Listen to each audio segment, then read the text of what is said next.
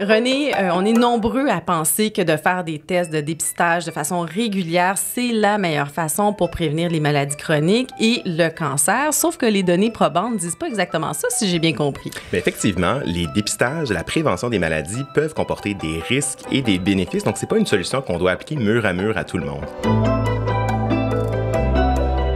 Bonjour et bienvenue au Détecteur de rumeurs, le balado. Ici F. Baudin et aujourd'hui, je suis en compagnie du docteur René Whitmer, donc médecin de famille et aussi vulgarisateur scientifique. Exactement. Oui.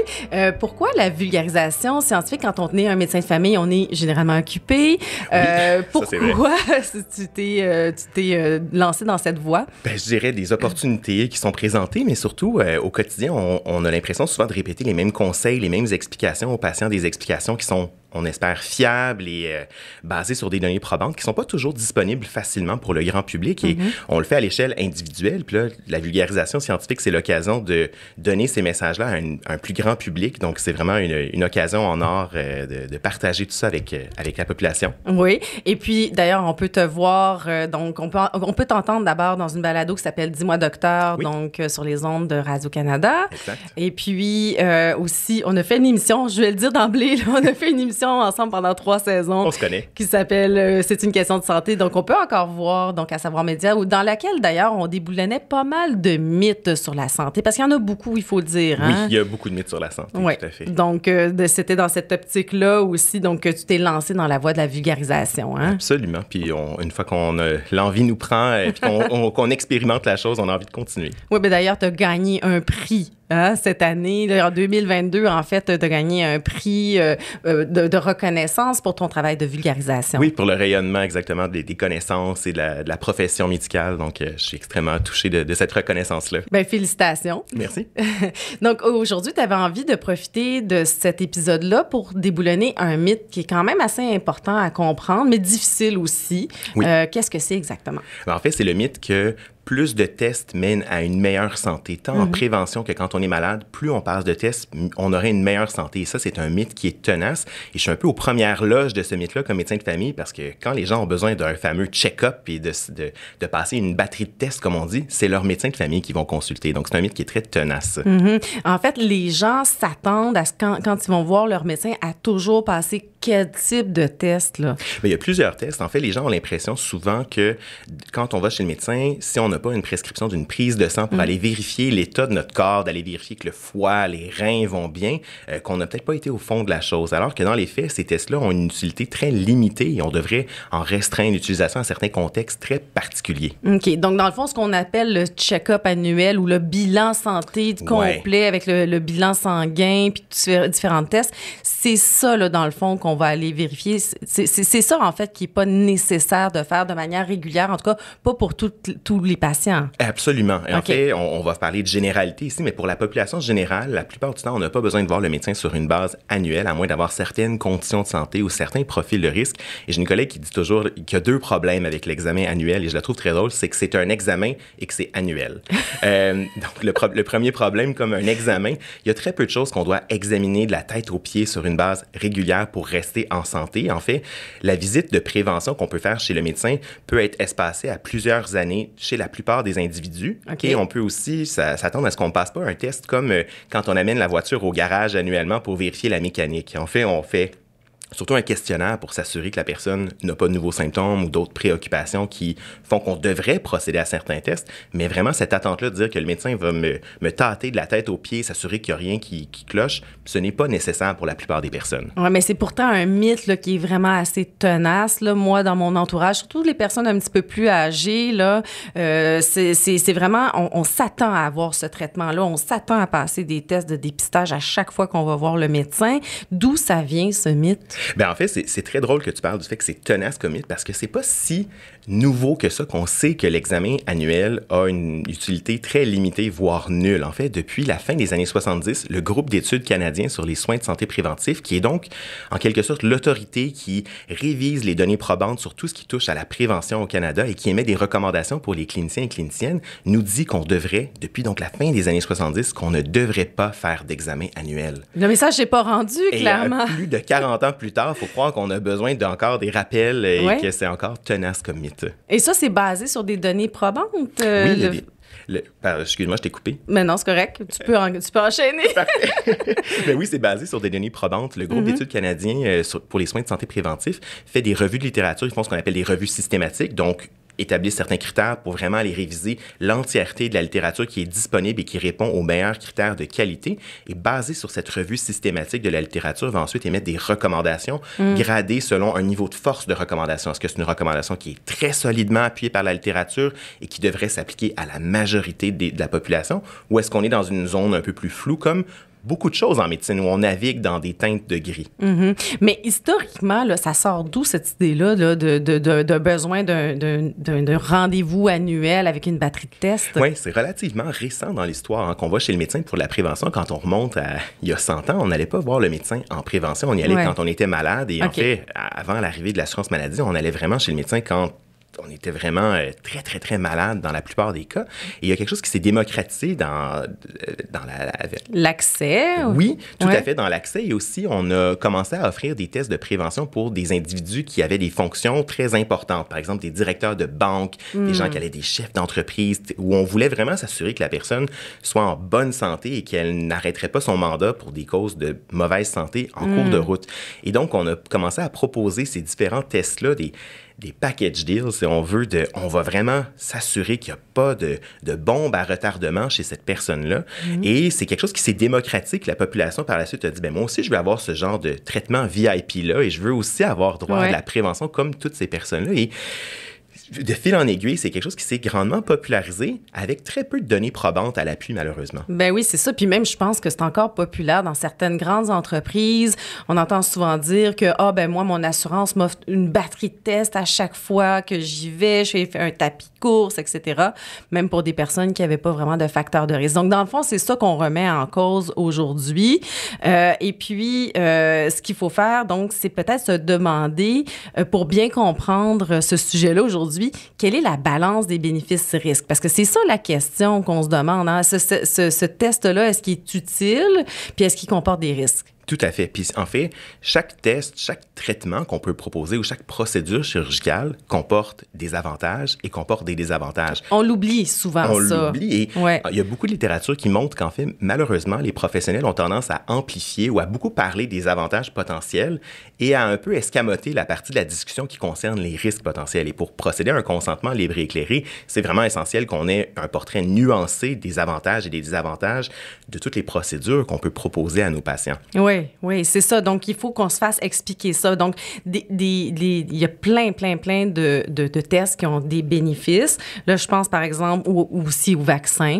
Donc, si on fait des vaccins, on sait que les bénéfices des vaccins RRO, le rougeole, rubéole, rayon, sont supérieurs au risque. Hein? Oui, par exemple, les réactions allergiques qu'on pourrait nommer comme un risque potentiel, comme tu dis, les avantages l'emportent largement sur les désavantages et c'est pour ça qu'elle est conseillée assez fortement à la vaccination comme stratégie de prévention.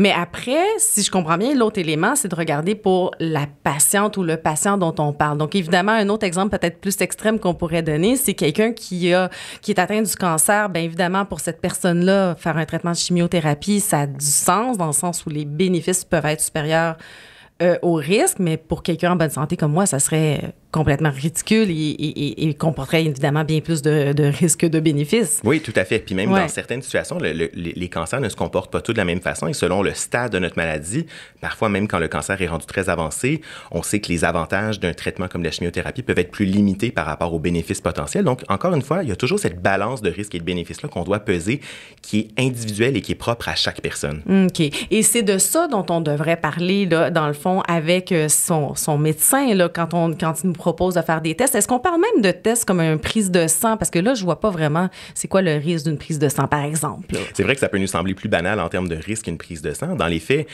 ça peut faire mal, une prise de sang, mais bon, on s'entend, c'est pas un risque majeur. Mais par contre, on peut penser à tous les dommages collatéraux que ça va amener, donc de manquer du travail, d'avoir des résultats souvent qui vont être dans une zone grise. En fait, quand on est en bonne santé, les médecins, ce qu'on a tendance à faire, c'est de vouloir savoir est-ce que j'ai quelqu'un qui est à haut risque d'une maladie ou à bas risque. Quand on est dans de la population générale, on est dans un risque dit moyen. Et ce qui fait que les résultats sont souvent plus difficiles à interpréter. Quand on a une anomalie mineure, est-ce que ça nous amène à penser que la personne est réellement très malade ou qu'elle ne l'est peut-être pas statistiquement dans la population générale? Et cette idée-là, donc, qu'on fait des tests, peut nous amener soit des inquiétudes parce qu'on a des résultats légèrement anormaux qui, statistiquement, ne veulent peut-être pas dire grand-chose, mais qu'on va vouloir investiguer par prudence, parce que la prudence est généralement de mise quand on a des résultats anormaux.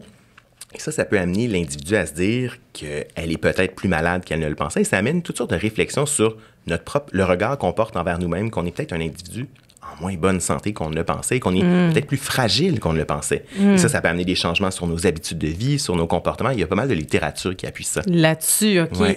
Puis si, par exemple, on me fait passer un électrocardiogramme à l'effort, moi, je me dis, ça a l'air le fun de faire ce test-là.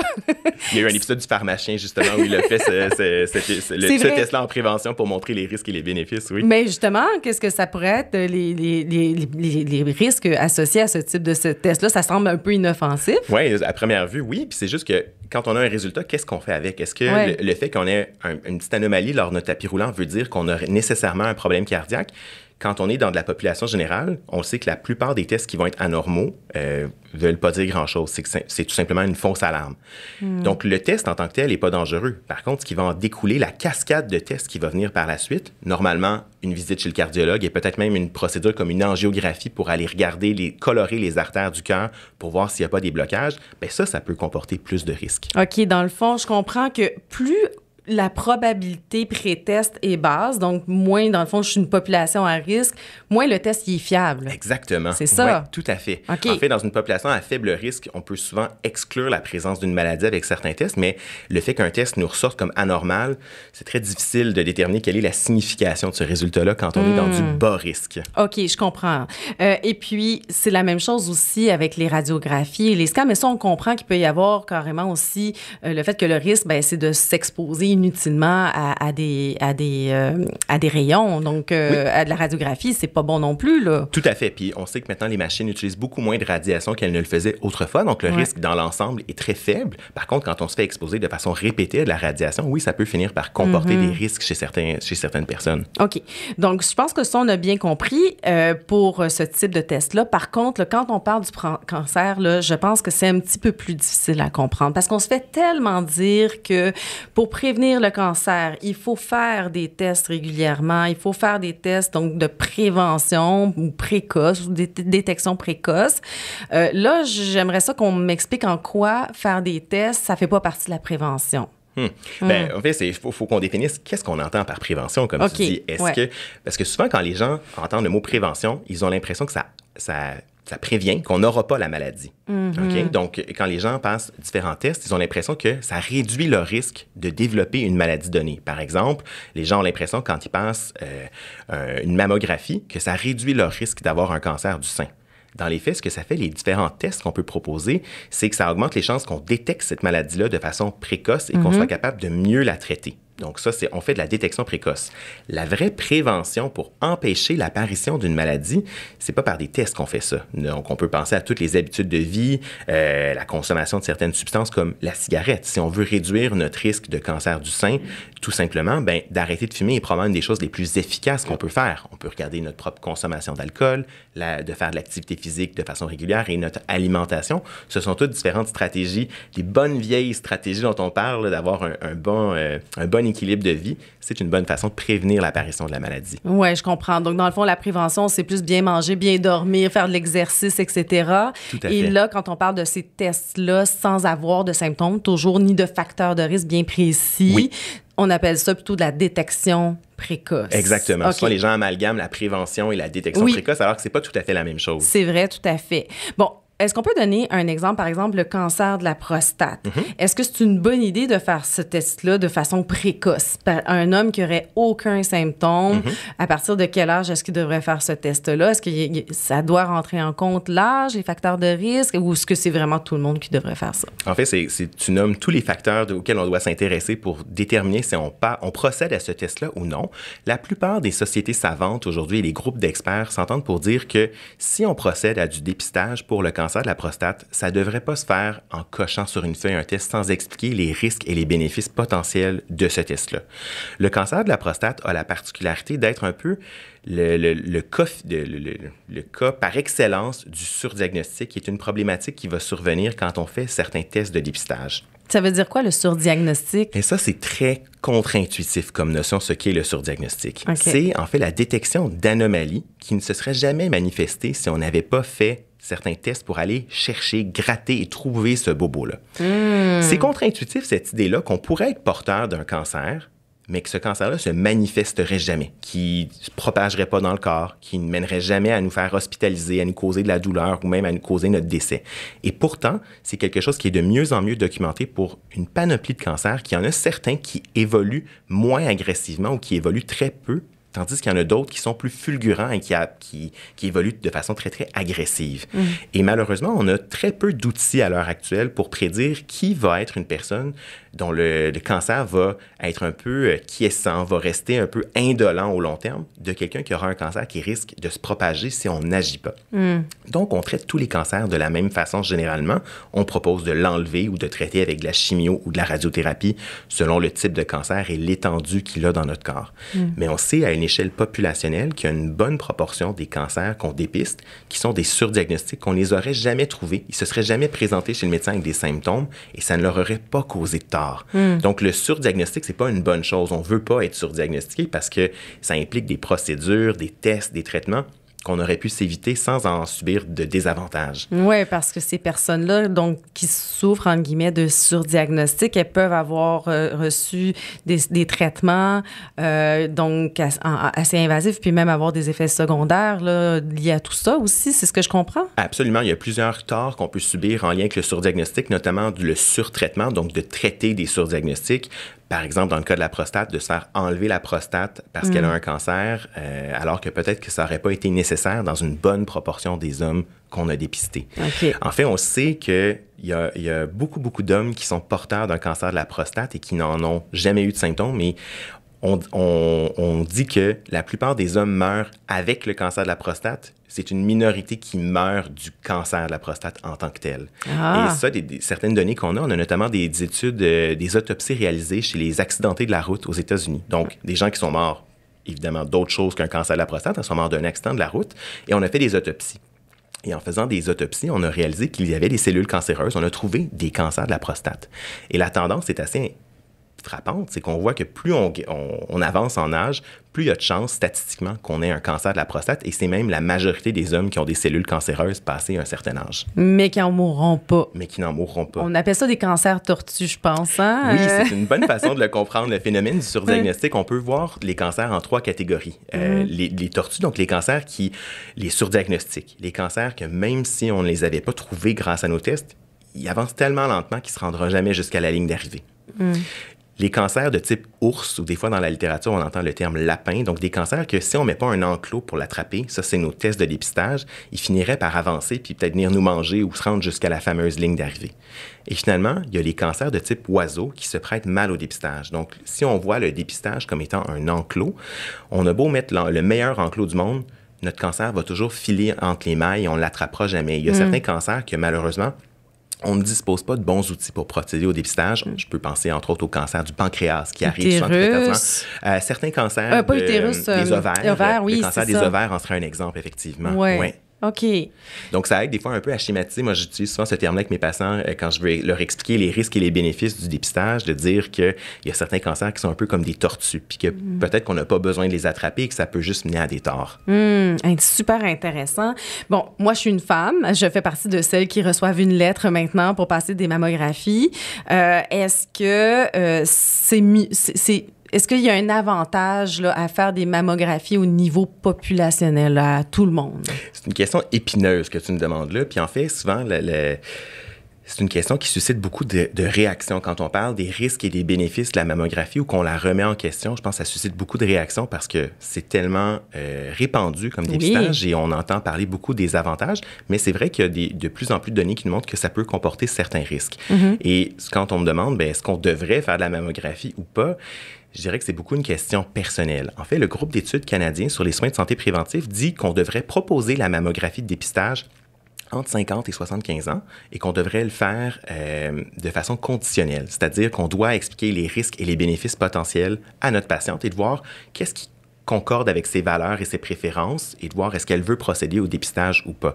Donc, c'est pas de dire qu'on doit ou qu'on ne doit pas faire. Une chose est sûre, on devrait parler des différents outils dont on dispose pour prévenir, j'ai dit prévenir moi, mais je m'y prends à mon propre jeu, mais pour réduire les chances qu'on soit atteint d'un cancer du sein à un stade avancé, qu'on puisse le traiter tôt. On devrait en tout cas parler des risques et des bénéfices que ça peut comporter. Mais dans la lettre qu'on reçoit du gouvernement, d'ailleurs, là, il en parle bien là, des risques que ça comporte, mais on se fait tellement dire souvent que, passer des mammographies, ça sauve quoi, 20 ça réduit de 20 les mortalités ou quelque chose comme ça? Oui, c'est intéressant que tu le dises en pourcentage, de comment ça réduit. Puis l'analogie que je ferais, c'est on peut comprendre la réduction du risque que ça nous apporte de mourir d'un cancer du sein. On entend souvent la statistique 20 Donc, ça réduit le risque qu'une femme meure d'un cancer du sein de 20 Qu'est-ce que ça veut dire, ça, à l'échelle populationnelle, quand on regarde en nombre absolu?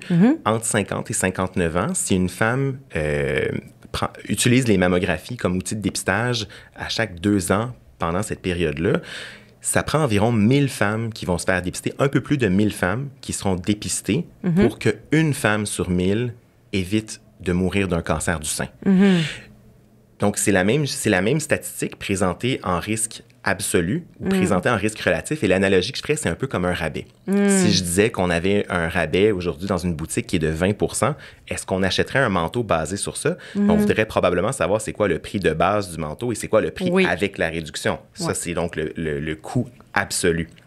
Basé juste sur la réduction, probablement qu'on voudrait quand même s'informer sur le prix du manteau avant de sortir notre carte de crédit. Exact. Et c'est la même chose en dépistage. Les risques en relatif ont toujours l'air plus impressionnants qu'ils ne sont en absolu. Oui, une mort sur 1000 d'éviter, ça semble effectivement beaucoup plus faible que 20 des femmes. Tout à fait. Puis c'est probablement plus honnête comme statistique de présenter comme ça et ça met en perspective les différents risques et bénéfices que la mammographie peut comporter. Et je dis mammographie ici, mais c'est vrai pour tous les tests de dépistage qu'on a à notre disposition.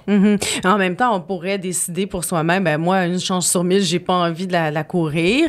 Mais toujours, si je comprends bien, dans cette idée de comprendre qu'une mammographie aussi peut comporter des risques. Oui, tout à fait. C'est ça. Tout à fait. Il y a d'autres risques. On a parlé du risque de surdiagnostic, donc de se faire étiqueter inutilement avec un cancer du sein. Et le stress le aussi. Le stress que ça va comporter. Donc, et toute ce que ça peut comporter, la cascade de tests et de traitements. Une fois qu'on a trouvé un cancer du sein, on va généralement proposer un traitement chirurgical d'enlever en partie ou complètement le sein, parfois de la radiothérapie, parfois de la chimiothérapie, toutes des choses qui peuvent comporter certains risques. Et donc, quand on sait qu'il y a une proportion des femmes qui sont traitées inutilement, une chose est sûre, on voudrait que nos patientes soient bien informées des risques et bénéfices potentiels avant de décider, je me lance et je mets mon bras dans l'engrenage, parce qu'une fois que la machine est enclenchée, ça devient un peu difficile de reculer et de se dire, quelle décision est la meilleure à ce stade-ci. Mais il y a d'autres risques. Tu parlais du stress et on sait que les patientes qui ont une fausse alarme à la mammographie, c'est quand même assez commun. Sur environ 1000 femmes qui passent une mammographie sur une période d'environ une dizaine d'années, il y en a environ sur 1000, un peu plus de 300 qui auront une fausse alarme. Donc, c'est quand même une proportion. C'est beaucoup. C'est une proportion assez élevée et dont une petite minorité, enfin une plus petite proportion, auront même besoin d'une biopsie pour confirmer qu'il n'y a pas de cancer. Donc, ça, j'appelle ça les fausses alarmes. C'est pas la même chose que du surdiagnostic. C'est cette idée qu'on suspecte, il y a peut-être quelque chose, il y a une tâche, il y a quelque chose qui nous inquiète. Et finalement, quand on procède à d'autres tests, on finit par dire, finalement, tout est beau. Il n'y a, pas de cancer. Donc, nos patientes finissent par ultimement être rassurées, mais on a des données qui nous montrent que des patientes qui ont une fausse alarme à la mammographie ont des scores de stress plus élevés que les patientes qui ont une mammographie normale jusqu'à 3 ans après avoir une fausse alarme. Donc, cette idée qu'on dort mal pendant 2 semaines et que l'anxiété rentre dans l'ordre après, il y a toujours cette anxiété-là qui persiste dans le temps, qui semble persister plus longtemps qu'on ne le pensait. Oui, puis est-ce que les mammographies, c'est vraiment un outil de détection qui est si parfait? Est-ce qu'on détecte vraiment tout avec ce test-là aussi? On se demande, hein? Oui, je dirais que c'est le meilleur outil qu'on a à l'heure actuelle et c'est l'outil qui a été le mieux étudié à l'heure actuelle. Donc, et je rappelle, on parle ici de patientes qui n'ont pas de symptômes. C'est très différent d'une patiente qui note une bosse en prenant sa douche.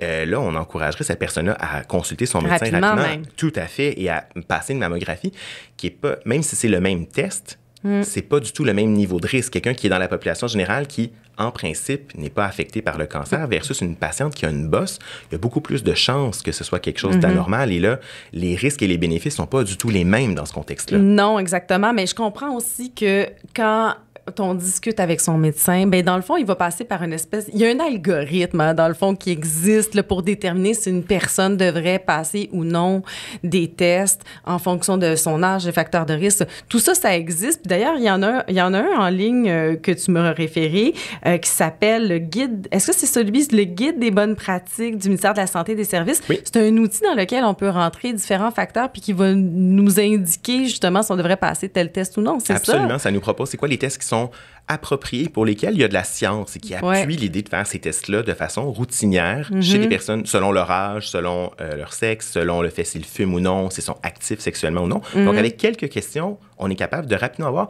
est-ce qu'il y a des tests qui sont appropriés pour mon âge et ma catégorie de risque. Évidemment, ça donne un survol, mais ça ne remplace pas tous les historiques familiaux, tout ça qu'on peut développer. Donc, il faut individualiser cette approche-là avec nos patients dans nos bureaux et c'est un peu notre travail comme médecin d'aller explorer c'est quoi les histoires familiales pour procéder au bon test au bon moment avec les bons patients. Oui, mais ce que j'aime dans ce que j'entends, c'est que justement, si le médecin qui procède à ces questions, qui pose ces questions-là, qui explique bien les bénéfices et les risques, ça permet de mettre les choses vraiment bien en contexte et pour le patient de mieux prendre sa décision parce qu'après, ça dépend de la personne. Il va peut-être dire, oh non, moi, je veux vraiment faire une mammographie, puis j'y vais, peu importe les risques. Et une autre qui va dire, ben non, moi, savez-vous, à l'âge que j'ai, ça m'intéresse pas, puis 1 sur 1000, ça me semble peu. Et les deux réponses sont acceptables. Okay. Et ultimement, en prévention du cancer et même en prévention de façon générale, on navigue dans des nuances de gris. C'est-à-dire qu'il y a des risques et il y a des bénéfices. Et pas tout le monde va prendre la même décision. Pas tout le monde va accrocher aux mêmes informations. Il y a des gens qui accrochent naturellement plus aux risques. Il y a des gens qui vont naturellement aller plus vers les bénéfices de certains tests. Et ultimement, c'est correct qu'on fait ce qu'on appelle le processus de décision partagée. C'est de reconnaître qu'il y a une décision à prendre pour laquelle il y a plusieurs options et de voir laquelle concorde le mieux à partir des données scientifiques. Qu'est-ce qui s'applique le mieux dans votre cas et avec quoi vous allez bien dormir en bout du compte? Parce que c'est important. Une patiente qui décide de faire une mammographie et qui est satisfaite de le faire, il n'y a pas de problème. Puis une patiente qui décide de ne pas le faire, qui n'en dort pas parce qu'elle dit « j'aurais peut-être pu faire plus pour prévenir », ultimement, il faut être confortable avec notre décision puis c'est là toute l'importance de la décision partagée, de bien communiquer les différents risques et bénéfices, puis de prendre une décision comme partenaire de soins entre notre patient et notre patiente et le médecin. Exactement. Une décision vraiment éclairée.